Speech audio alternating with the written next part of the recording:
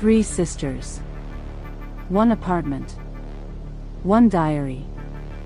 And a tragedy so disturbing that even investigators struggled to explain it. When news broke that 3 young sisters had fallen from the 9th floor of a residential building in Ghaziabad, India, many people believed the explanation would be straightforward. It was assumed that somewhere within the evidence investigators would find a clear answer, a single reason that explained everything. But the deeper authorities looked into the case, the more complicated the story became. At the center of the tragedy were 3 sisters, 16-year-old Mishika, 14-year-old Pachchi, and 12-year-old Pocky. By all accounts, the girls were incredibly close. They spent most of their time together, shared the same interests, and appeared inseparable. Yet behind the walls of their apartment existed a world that very few people truly understood. Their deaths would spark national debate, generate international headlines, and raise difficult questions about family relationships, social isolation, online communities, and the hidden struggles that can exist behind closed doors. The story began in the early hours of February 4, 2026. Residents of Bharat City Society in Ghaziabad were asleep. The apartment complex was quiet, and nothing appeared unusual. It was just another ordinary night. Then suddenly, a loud impact shattered the silence. People rushed outside. What they found was horrifying. 3 young girls were lying below a 9th-floor apartment. Emergency responders arrived quickly, but there was little they could do. The 3 sisters had suffered fatal injuries. News spread rapidly throughout the residential complex. Neighbors gathered in shock, trying to understand what had happened. Some residents knew the family only in passing. Others had noticed the girls from time to time but rarely interacted with them. One detail kept coming up repeatedly. The sisters lived a remarkably private life. They were rarely seen socializing. They rarely spent time outdoors. And many people knew almost nothing about them. As police secured the area and began investigating, they entered the family's apartment looking for answers. Inside, they discovered something that would immediately become one of the most important pieces of evidence in the entire case. A diary. Alongside handwritten notes. Investigators carefully examined the writings, hoping they would reveal what had happened.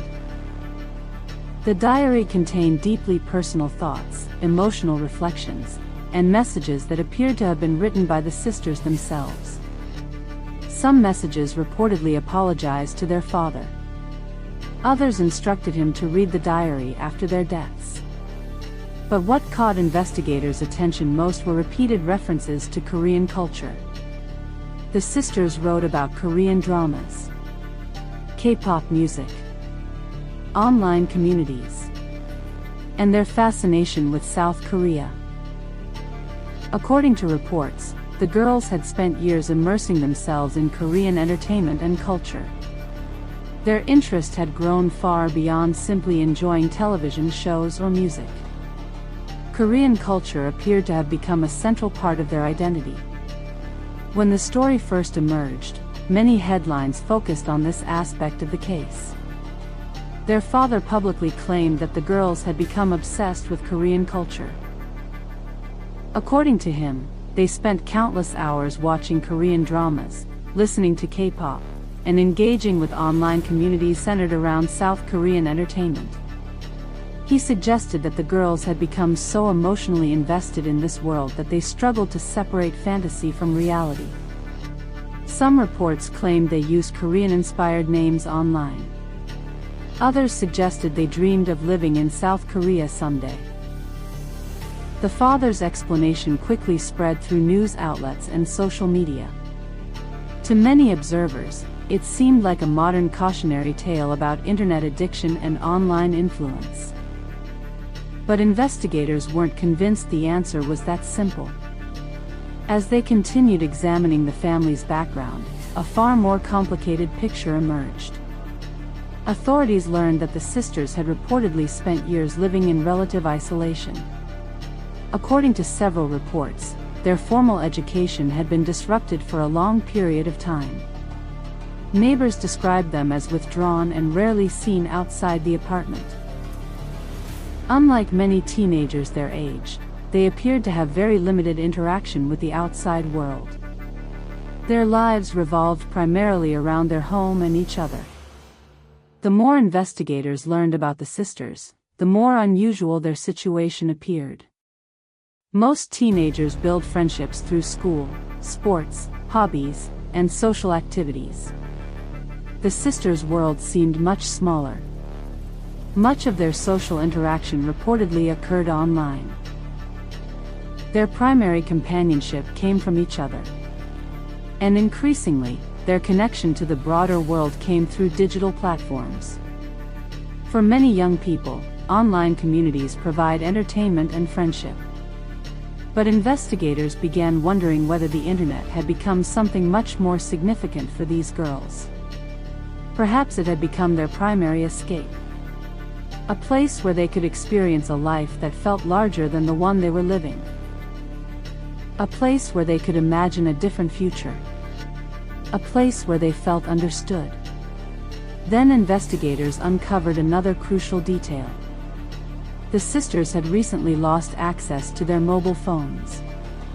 According to reports, their father became concerned about the amount of time they were spending online. Believing their internet usage had become excessive, he reportedly confiscated their phones. Some reports suggested the devices were eventually sold. To many parents, this might sound like a routine disciplinary measure. Parents around the world often restrict screen time or limit access to devices. But in this case, investigators believed the consequences may have been far greater. For the sisters, their phones reportedly served as their main connection to the outside world. Through those devices, they accessed entertainment, online communities, friendships, and interests that occupied a major part of their lives. Losing those phones may have felt like losing far more than just technology. It may have felt like losing their entire social world. Authorities later indicated that the girls appeared deeply distressed after losing access to their devices.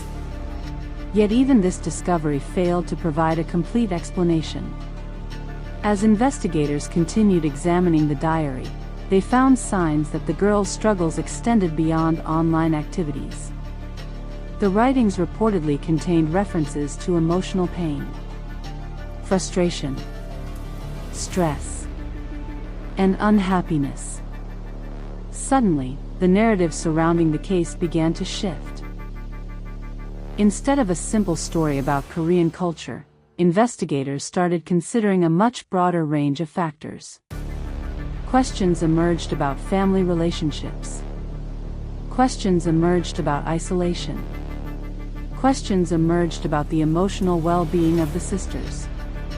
The case became increasingly complex. The deeper authorities dug, the less likely it seemed that a single factor could explain what had happened. Meanwhile, public attention intensified. News outlets across India covered the tragedy extensively.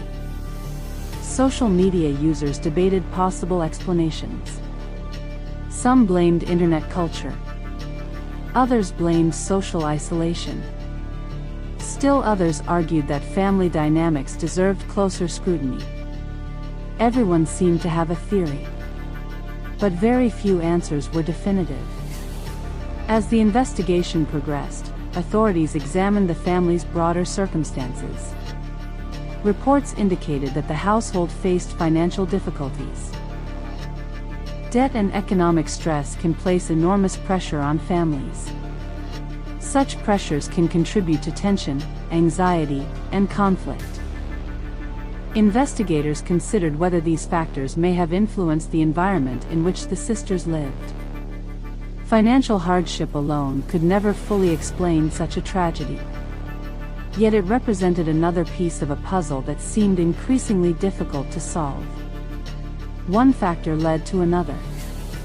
Each discovery opened new questions, and every answer seemed to reveal additional layers of complexity. At one point, investigators reportedly explored the possibility that an online game had influenced the girls. Some early reports suggested that a Korean-themed game might have played a role.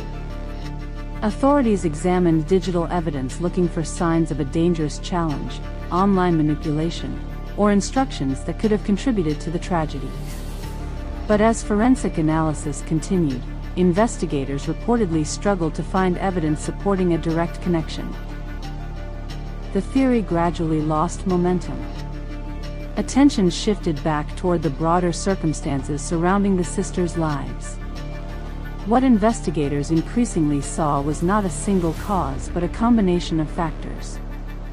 Years of isolation, limited social interaction, dependence on online communities, emotional distress, family conflict, academic disruption, financial pressure, and a deep attachment to a digital world that may have offered comfort when reality felt difficult. One of the most striking aspects of the case was the apparent closeness between the sisters. They shared nearly everything. They spent most of their time together. Their interests overlapped. Their routines overlapped. And according to reports, they were rarely apart. Investigators wondered whether this intense bond may have influenced their decisions during the final days of their lives. The exact events leading up to the tragedy remain difficult to reconstruct. Authorities examined available evidence, interviewed family members, reviewed digital records, and analyzed the diary. But some questions remain unanswered. What exactly was discussed during their final hours together? How did the sisters view their future? What emotions were they experiencing? What role did isolation play? What role did family tensions play? What role did online communities play? The answers remain uncertain. And uncertainty is part of what makes the case so haunting. Many tragedies involve a clear sequence of events, a clear motive, a clear explanation. This case resisted simple conclusions. Instead, it became a reminder that human behavior is often shaped by multiple overlapping influences. Lives are complicated. Families are complicated. Emotions are complicated. And reducing a tragedy to a single headline rarely captures the full truth. Over time, public discussion about the case evolved. Initially, much of the attention focused on Korean culture. The story was presented as one of obsession and fantasy.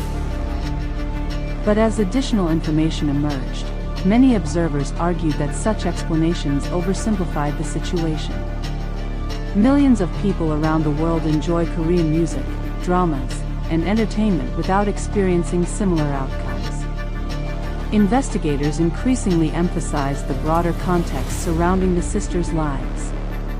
Their isolation, their emotional struggles, their family environment, and the challenges they faced as young people navigating a world that may have felt increasingly disconnected from their reality.